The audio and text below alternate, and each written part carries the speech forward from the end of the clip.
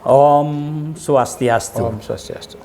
Para pemirsa Yuda Triguna Channel dimanapun berada, beberapa waktu lalu kami telah membahas tentang ilirisasi kebudayaan.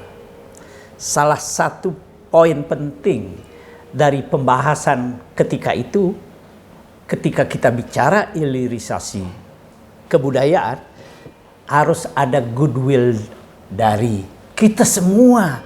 Betapa pentingnya kita memahami, mendalami naskah-naskah konkretnya begitu, naskah-naskah karya-karya lama yang tidak hanya berpikir tentang dulu, tetapi mengatasi yang sekarang, malahan futuristik. Nanti saya ajak para pemirsa yang budiman untuk membahas satu naskah misalnya yang menunjukkan betapa naskah masa lalu mengatasi masa ini dan yang akan datang. Di studio kami kembali hari ini telah hadir narasumber kami, Dr. Andes Dewo Gede Windu Sancaya Hemhum. Beliau dosen di Fakultas Ilmu Budaya Universitas Udayana. Om Swastiastu, Dewaji, Dumogi Rahajeng ye. Nah, dan terima kasih telah berkenan hadir untuk kesekian kali di studio mini kami. Pada beberapa waktu yang lalu kita telah membahas betapa pentingnya ilirisasi kebudayaan sebagai penyeimbang dari ilirisasi alam. Ya. Dan ketika itu kita telah membahas bahwa ilirisasi kebudayaan juga tidak terlepas dari komitmen kita untuk memajukan konkretnya naskah lama, memahami substansi yang terdapat dalam naskah lama. Walaupun tidak mungkin menafikan orang yang menganggap itu kuno. Tetapi dapatkah Dewa Aji menjelaskan, memberikan explore terhadap sebuah naskah yang memungkinkan ia berpikir masa lalu, kadang bisa mengatasi masa ini, malahan futuristik. Durusan Dewa Aji. Jadi begini. Sebelum Didang menjawab nikah, Didang berikan sedikit ilustrasi. Baiklah pemirsa yang saya hormati. Jadi penelitian-penelitian pendahuluan yang sudah dilakukan oleh para sarjana, terutama para sarjana asing mengenai kekayaan budaya kita, itu mereka menyadari ada potensi besar yang ada di dalam naskah-naskah lontar itu, dan mereka menyebutnya itu sebagai pengetahuan pramodern atau pra-ilmiah gitu kan. Itu bahasa yang mereka gunakan ya. Karena mungkin mereka satu melihat ada potensi, dua belum digali secara lebih mendalam. Tetapi faktanya memang demikian. Setidak-tidaknya pada tahun 30-an ada seorang dokter dari Jerman, Wolfgang Weck, Profesor Wolfgang Weck, pasti tua jemput, ketika dia meneliti tentang usada Bali, dia akhirnya berkesimpulan apa? Bahwa balian-balian usada di Bali itu sebetulnya mereka sangat layak disebut sebagai dokter, bukan sebagai katakanlah semacam apa yang lebih mengedepankan mistik dan sebagainya dan seterusnya.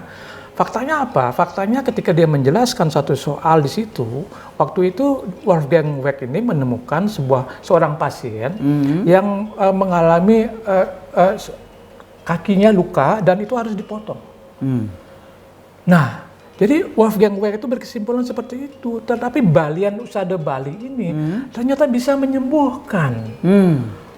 Jadi orang atau pasien yang sudah divonis bahwa kakinya harus dipotong.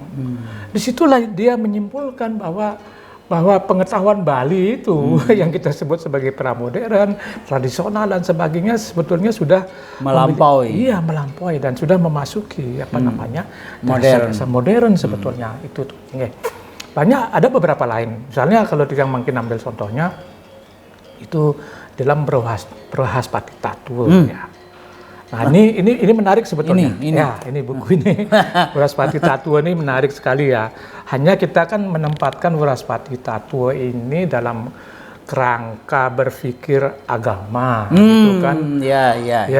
Yang kita sucikan, yang kita kalau bahasa Bali itu sakralkan, tetenget sehingga kita tidak berani menyentuh lebih dalam. Gitu.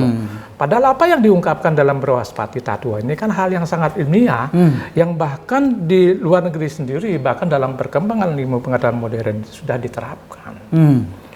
Nah, memang secara epistemologis itu aja ya, ada perbedaan antara ilmu pengetahuan Barat dengan ilmu pengetahuan di Timur. Ilmu pengetahuan Barat itu kan dasarnya rasional, empirik gitu kan. Nah, pengetahuan di Bali itu kan tidak didapatkan semata-mata berdasarkan atas dasar rasional dan empirik gitu kan, tetapi juga berdasarkan anugerah dari Tuhan. Ini yang lalu dianggap sebagai hal yang tradisional, mistik gitu malahan. Kan? Ya kan, yang modern itu kalau rasional, kalau empirik kan begitu. Yang bisa itu pertarungan klasik antara modern dan tradisional. Itu kan ini dan kita mau terjebak ke dalam sistem itu gitu loh. Padahal dengan cara tradisional itu nyatanya para leluhur kita itu justru mampu melahirkan pengetahuan-pengetahuan yang luar biasa.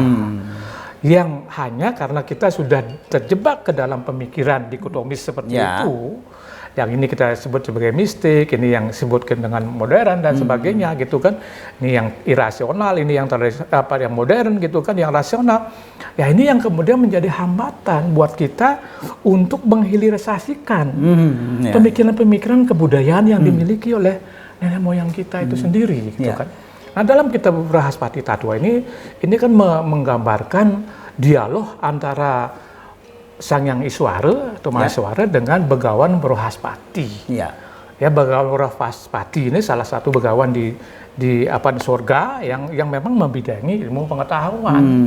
Dan beliau mendapatkan penjelasan mengenai pengetahuan yang benar itu dari Betara Iswara gitu loh. Ini kan ini gimana kita dunia modern menanggapi pemikiran seperti ini gitu loh Tuan Haji. Ini yang perlu kita dobrak sebetulnya.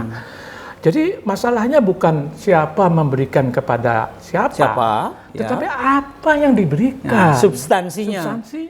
Nah, kita kan menganggap itu Betara itu mistik, itu enggak benar gitu kan. Yang benar itu harus yang empirik logis gitu kan. Dan sebagainya dan seterusnya. Nah, ini salah satu dialog yang antara Betara Iswara dengan Begawan Brahaspati itu kan, Begawan Brahaspati itu ingin menanyakan kepada Betara Iswara bagaimana mendapatkan pengetahuan yang benar. Ini kan pertanyaan yang sangat mendasar. Dalam dunia akademik sekalipun. Dalam dunia akademik sekalipun loh. Nah ini loh yang didialogkan. Kalau kita bangga pada dialognya Aristoteles, Plato dan sebagainya, sebetulnya kita punya dialog yang sangat luar biasa mengenai masalah ini. Nah, dialog inilah yang kita kira dan sudah dibaca pasti oleh banyak orang dan juga peneliti-peneliti asing gitulah. Inilah yang kita kira telah melahirkan teori struktur teori hermeneutik, kemudian teori sudut pandang dan sebagainya dan seterusnya. Apa itu? Untuk menjawab pertanyaan Begawan Brahaspati itu tentang kebenaran itu, karena manusia itu kan memiliki keterbatasan dan kebingungan, dan itu diibaratkan dengan sosok-sosok orang buta. Nah, dijelaskanlah di situ ada beberapa orang buta yang ingin sekali mengetahui tentang bagaimana bentuk gajah itu yang sebenarnya. Dan karena mereka buta, mereka berdebat satu dengan yang lain. Nah, dari segi ini kan sudah ada motif-motif rasionalis. Nah, kemudian ingin sekali memegang, menyentuh apa yang disebut gajah itu. Dan kan ini kan sudah ke empirik ini. Dasar pemikirannya kan langsung harus dirasakan, diraba melalui panca indera yang dimiliki. Dan ketika ada satu orang yang memegang kepala gajah itu, si buta itu mengatakan gajah itu adalah seperti periuk gitu kan. Yang lainnya memegang ekornya, gajah itu seperti ular. Satu lagi memegang gadingnya, itu dianggap sebagai kayu yang sudah dibersihkan serut gitu kan. Yang lainnya memegang belalainya lain lagi. Yang megang kakinya dan seterusnya dan seterusnya. Nah, niki kalau di Wrahaspati Tattwa. Nah, kalau di dalam geguritan Bungkling lain lagi caranya. Gitu kan, ketika Bungkling itu pura-pura buta dia kan. Dia bertanya kepada Ide Gede itu, Ide Gede mana yang disebut dengan Balai Gede? Maka ditariklah tangannya Bungkling itu, oh ini Balai Gede, oh ini bukan Balai Gede, ini sakenya katanya kan. Ini ditarik lagi ini, oh ini balai-balainya dan sebagainya, seterusnya seperti itu kan. Nah, dari metafora seperti itu sebetulnya kan kita bisa mengabstraksikan. Mengkonstruk. Jadi keseluruhan itu kan dan bagian-bagian kan begitu. Terdiri dari bagian-bagian. Jadi keseluruhan itu terdiri dari bagian-bagian. Bagian-bagian itu membentuk keseluruhan. Inilah konsep dalam teori struktur. Ini diabstraksikan juga, diangkat dia menjadi sebuah teori gitu aja. Teman-teman oleh ilmuwan Barat itu kan demikian rupa sebetulnya potensinya. Dan ketika si buta itu memegang belalai, memegang penekaki. Nah, inilah teori sudut pandang gitu loh. Perspektif. Yang sampai saat sekarang pun kan tidak ada yang tanpa perspektif, tanpa sudut pandang Lah itu loh sebetulnya. Jadi ini sangat menginspirasi gitu loh. Pemikiran-pemikiran dalam bidang ilmu pengetahuan dan teknologi yang perlu kita hilirisasi lagi gitu kan, dan ada banyak lagi dialog-dialog yang lain di dalam Wrahaspati Tattwa gitu kan yang bisa kita tindak lanjuti kan. Itu contohnya.